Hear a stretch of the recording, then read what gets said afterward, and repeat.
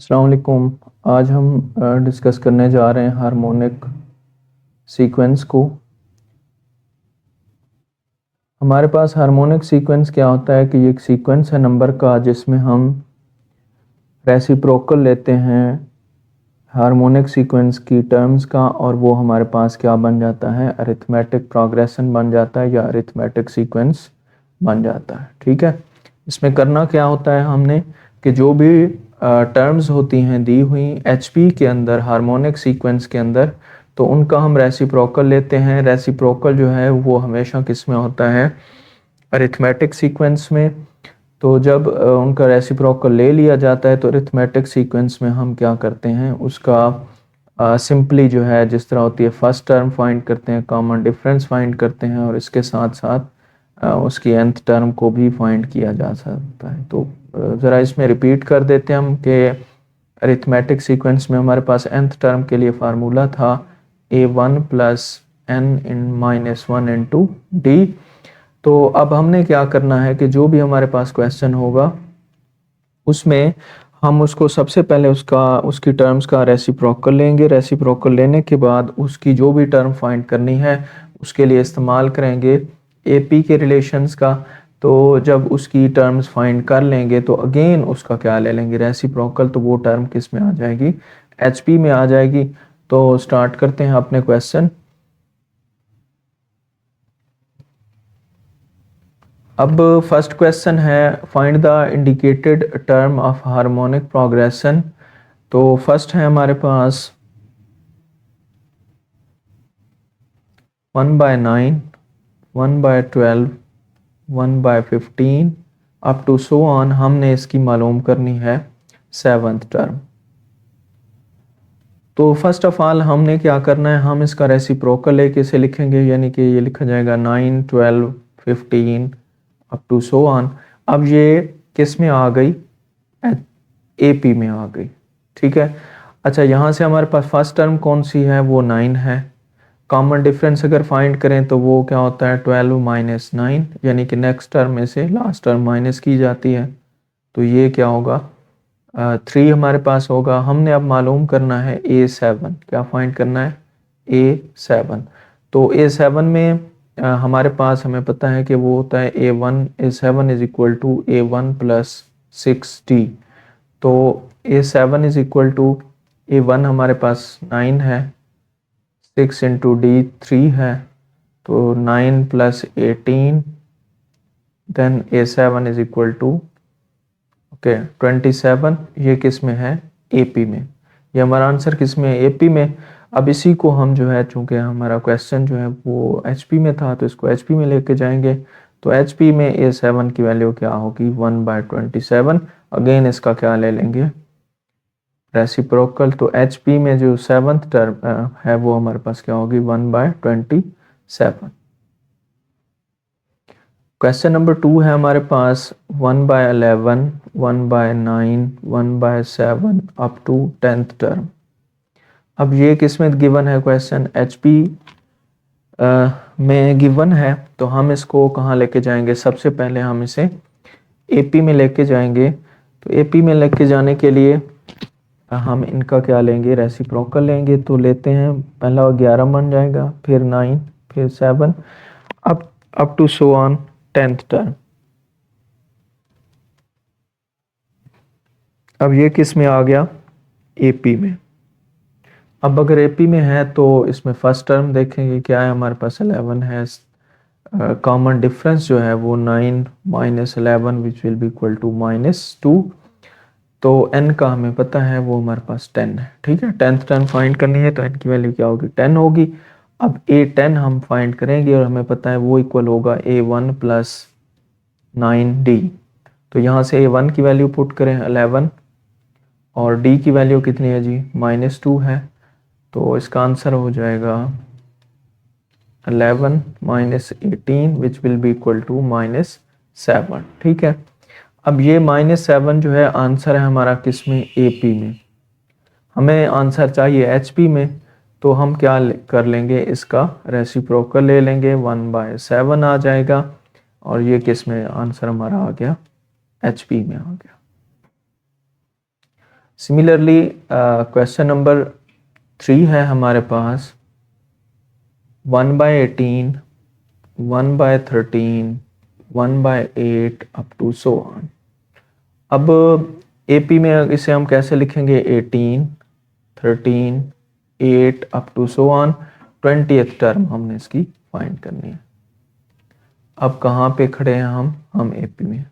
तो इसमें हमारे पास फर्स्ट टर्म 18 है, कॉमन डिफरेंस फाइंड करते हैं।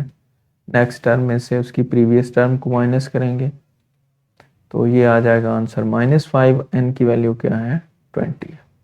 अब यहाँ पे a1 जो है an हम फाइंड करेंगे या डायरेक्ट लिखते हैं 20 फाइंड करेंगे तो ये इक्वल होती है a1 प्लस 19d के। अब a1 क्या है? 18 है। d क्या है हमारे पास?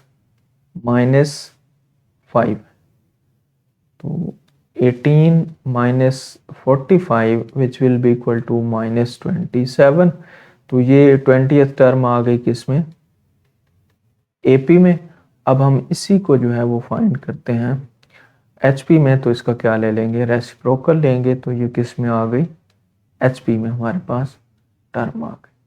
Question number 4, 1/4, 1/9, 1/14 up to so on. अब इसको एपी में लिखेंगे सबसे पहले और इसकी हमने nth टर्म फाइंड करनी है। कौन सी टर्म? nth term. तो nth टर्म का हमारे पास सबसे पहले देख लेते हैं। a1 4 है, d हमारे पास क्या होगा? 9 minus 4 which will be equal to 5। तो nth टर्म होती है n is equal to a1 plus n minus 1 into d. तो n का चूंकि हमें नहीं पता, बस हमने ऐसे ही जनरल टर्म फाइंड करनी है nth। तो a1 की वैल्यू 4, n माइनस 1 और d की वैल्यू क्या आ जाएगी? 5। तो ये बन जाएगा 4 प्लस 5n माइनस 5 को अंदर मल्टीप्लाई कर दिया। अब 5n तो वैसे रहेगा, 4 minus 5 which will be equal to -1। तो ये nth टर्म आ गई किस में? AP में। किसमें? AP में। हमें चाहिए HP में। तो an इज इक्वल टू हम इसका ले लेंगे रेसिप्रोकल 5n माइनस 1 इन HP। तो ये हमारा क्या है? रिक्वायर्ड आंसर है। क्वेश्चन नंबर 5 है 1/27, 1/20, 1/13 अप टू सो ऑन। हमने फाइंड करनी है इसकी nth टर्म। तो सबसे पहले इसे AP में लेके जाएंगे। AP में क्या बन जाएगा? 27, 20, 13 up to so on in AP arithmetic progression. अब यहाँ पे a1 की वैल्यू क्या है? 27 है। d आपके पास क्या है? 20 minus 27 which will be equal to -7। तो nth टर्म हमने कैसे फाइंड करनी होती है? a1 plus n minus 1 into D. इसमें वैल्यू रिप्लेस करते हैं a1 की, n माइनस 1, डी आपके पास -7 है। इसको मज़ीद इसको हल करें तो -7n माइनस माइनस प्लस 7। तो आंसर आ गया 34 माइनस 7n। ये हमारे पास क्या है? nth टर्म है। किसके अंदर? AP के अंदर। किसके अंदर? AP के अंदर। हमें HP में चाहिए तो हम क्या ले लेंगे? इसका रेसिप्रोकल लेंगे 34 माइनस 7n इन HP। क्वेश्चन नंबर 6 है हमारे पास 1/2, 1/2 इंटू हाफ, 1/3, 1 इंटू 3.5, ठीक है, अप टू सो ऑन। तो इसको हम सबसे पहले लिखेंगे AP में। तो पहला बन जाएगा 2, दूसरा क्या बनेगा? 2 इंटू हाफ, 1/3, 1 सॉरी ये आ जाएगा 3.5 अप टू सो ऑन, ठीक है। अब इसको थोड़ा सा सही करके लिख लें, फ्रैक्शन इसकी दुरुस्त कर लें। तो 4 इंटू 5/2, फिर 3 आएगा, फिर क्या आएगा? 7/2 up to so on. Common difference find करेंगे। a1 हमारे पास 2 है पहली टर्म,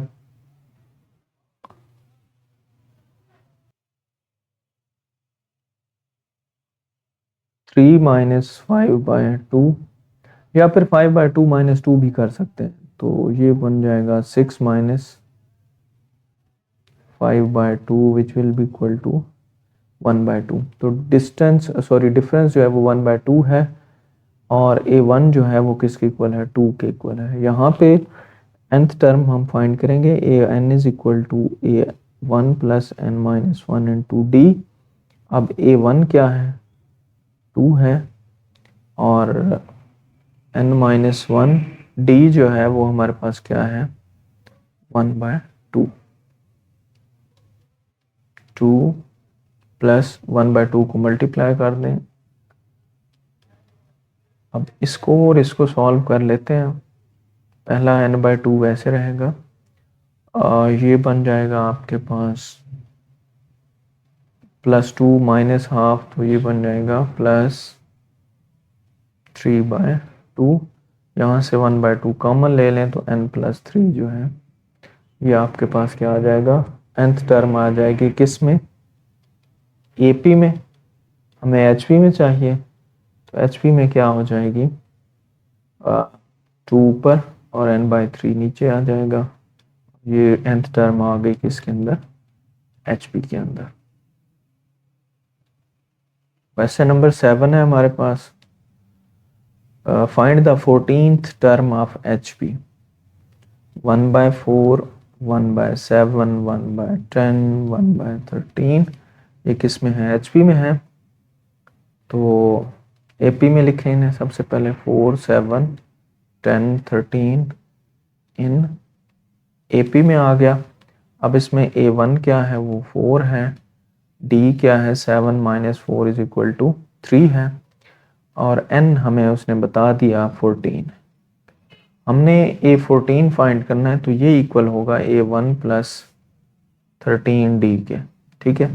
तो A1 जो है वो हमारे पास 4 है, D हमारे पास क्या है, 3 है। तो ये आंसर क्या होगा, 4 plus 39 is equal to 43, A14। तो ये किस में आ गया, AP में आ गया। HP में फिर क्या होगा, 1/43 इन HP। तो बेसिक स्ट्रक्चर नोट करें कि HP में सीक्वेंस है, उसको हमने कन्वर्ट करना है सबसे पहले AP में। AP में फिर उसकी जो भी टर्म फाइंड करनी है, nth टर्म है या कोई भी नंबर दिया हुआ है कि आप 14th टर्म फाइंड करें, 7th टर्म फाइंड करें, तो जो भी टर्म है वो फाइंड करके अगेन आपने रेसिप्रोकल लेना है, तो वो किस में चला जाएगा, HP में चला जाएगा।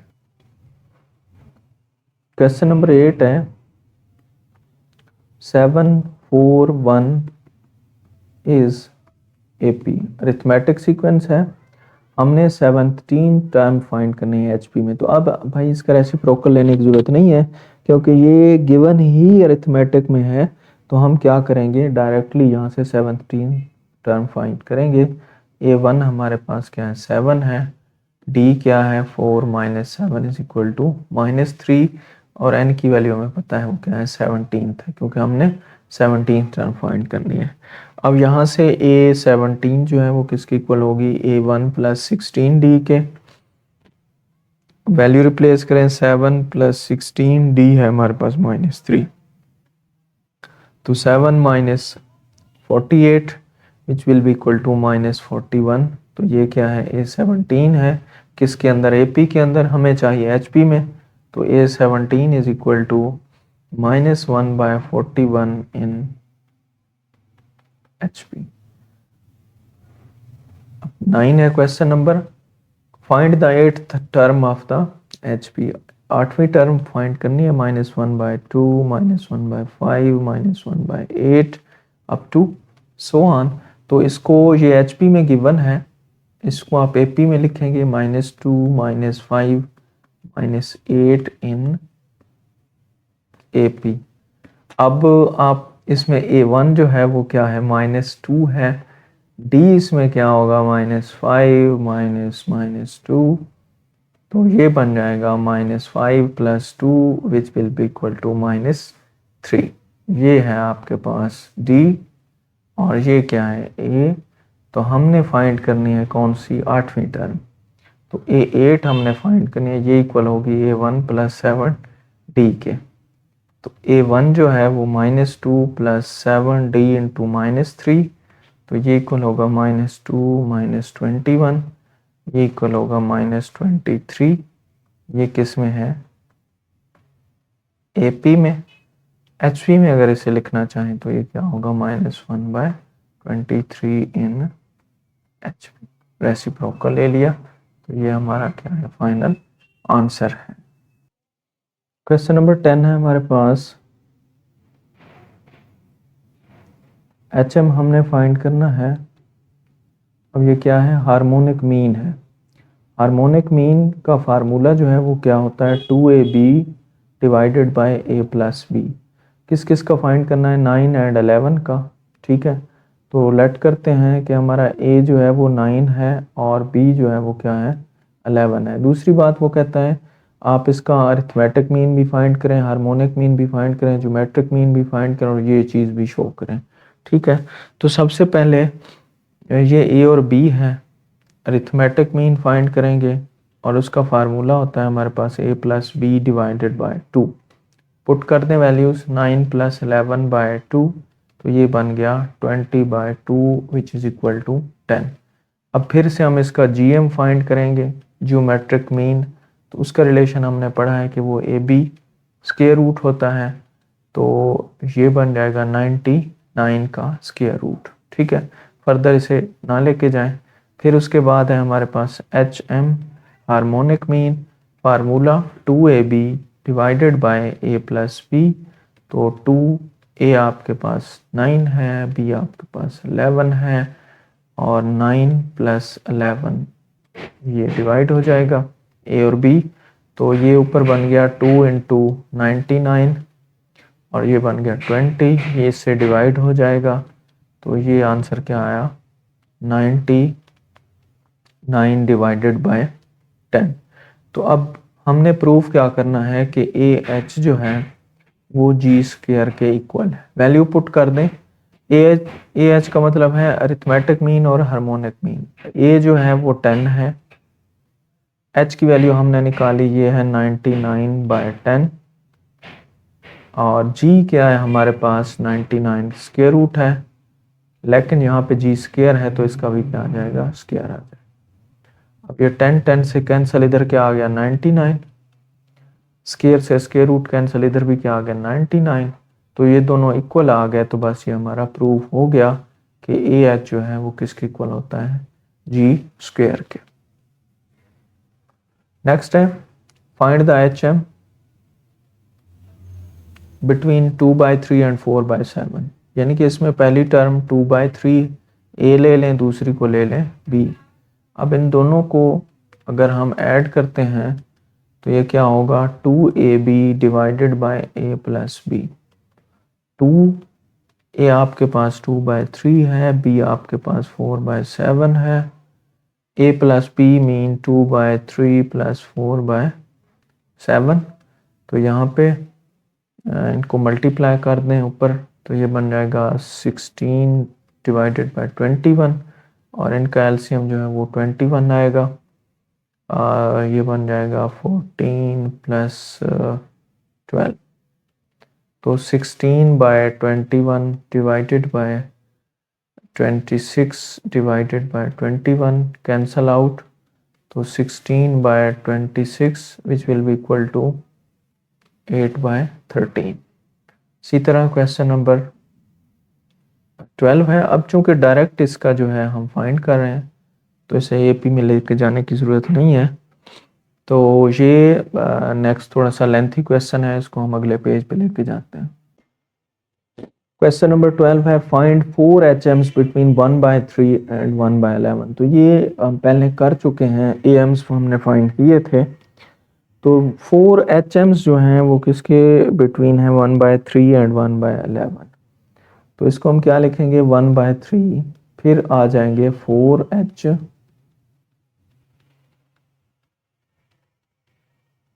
फिर आ जाएगा 1/11। अब ये किस में है जी? ये सीक्वेंस है हमारा HP में। इसको AP में लेके जाते हैं तो 3 रेसिप्रोकल ले लें सबका,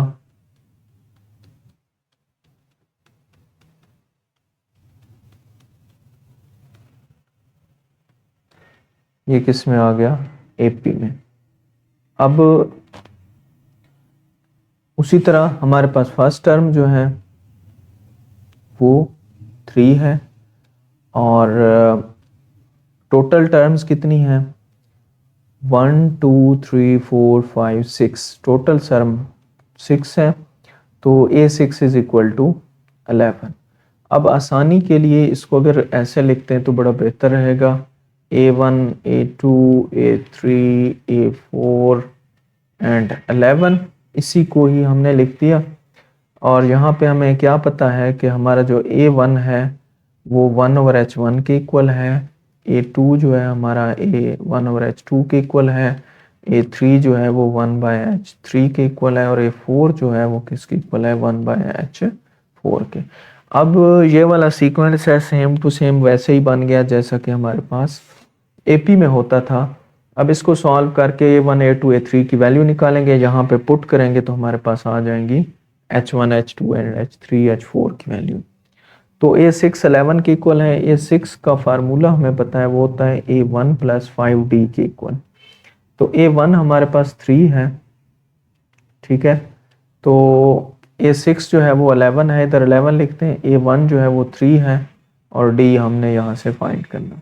उस साइड पे माइनस हो जाएगा, 3 इधर बच गया 5D, तो 5D इज इक्वल टू 8, तो D किसके इक्वल आ गया, 8/5।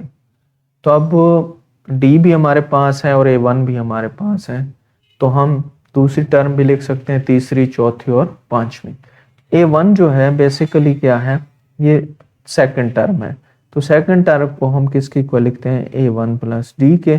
तो यहाँ से A1 की वैल्यू पुट कर दें और D की वैल्यू भी पुट कर दें, तो ये हमारे पास क्या आ जाएगा, 23/5। सिमिलरली A2 की क्या वैल्यू होगी, ये चूंकि हमारे पास 1 2 3 थर्ड टर्म है तो ये A1 + 2D के इक्वल होगी, तो ये आ जाएगा 16/5, तो ये 31/5 आ जाएगा। A3 की अगर बात करते हैं तो ये इक्वल होगा A1 + 3D के, क्योंकि ये यहाँ पे नंबर 4 पे, तो 3 + 3 से मल्टीप्लाई करें D को, 24/5 which will be equal to 39/5।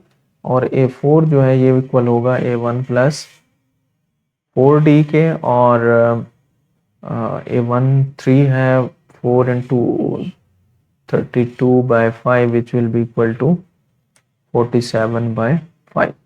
तो ये A1 A2 A3 and A4 की वैल्यू आ गई। अब यहाँ पे रिप्लेस कर दें, तो यहाँ से अगर A1 है 1/H1 के इक्वल, तो H1 किसके इक्वल होगा, 1/A1 के, और A1 जो है वो हमारे पास है 23/5, तो इसको जब हल करेंगे तो ये बन जाएगा 5/23। सिमिलरली A2 हमारे पास क्या है, 1/H2 है, तो H2 की वैल्यू क्या आ जाएगी, 1/A2, और A2 जो है हमारे पास 31/5 which is equal to 5/31। A3 आपके पास होगा 1/H3, तो H3 is equal to 1/A3, तो 1/A3 है 39/5 which will be equal to 5/39, और आखिरी होगा 5/47। क्या करें, इन टर्म्स का डायरेक्ट ही आप जो है वो रेसिप्रोकल ले लें, तो वो आपके पास कंसर्न जो है वो HMs आ जाएंगे, जो कि हमने कितने फाइंड करने हैं, 4। H4 किसके इक्वल होगा, 5/47। तो आज के लिए इतना ही।